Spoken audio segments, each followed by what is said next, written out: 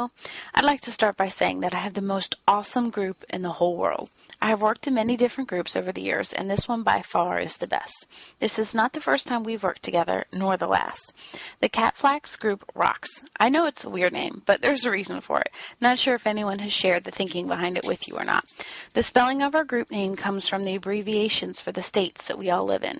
CA represents Marie in California, the TX represents Donna in Texas, the FL represents myself here in Florida, and then finally the AK represents Bo and Andrea in Alaska.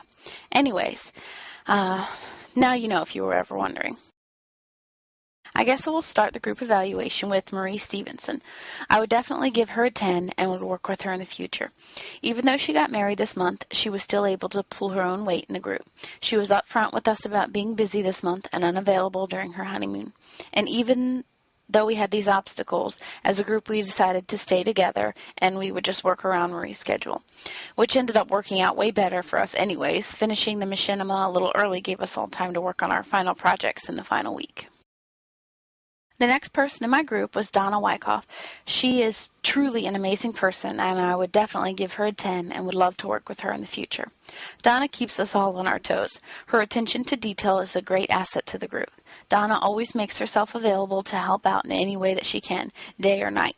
On more than one occasion, I have messaged her well after midnight, a time when my house has finally quieted down, and received an immediate response from her. Next on the list is Andrea Sawyer. She is a sweetheart, and I would again give her a 10 and would also love to work with her in the future. She is always willing to do whatever is needed to get the job done. And last but not least is Bo Sawyer. I would also give him a 10 and hope to work with him in the future. Bo is very easygoing and would do whatever is needed of him. All that we have to do is say the word and he is on it. He is a great multitasker and can finish tasks in no time flat. If you haven't already figured it out, I love my group. Of course, there are always obstacles that come up, but we always work through them together. The biggest obstacle is the time differences. We have 5 group members and 4 time zones. Anyways, my group rocks, and they should all receive 10s. As far as what grade I think I deserve in the class, I'm hoping for an A. Not a 100 by any means, but a good, solid A.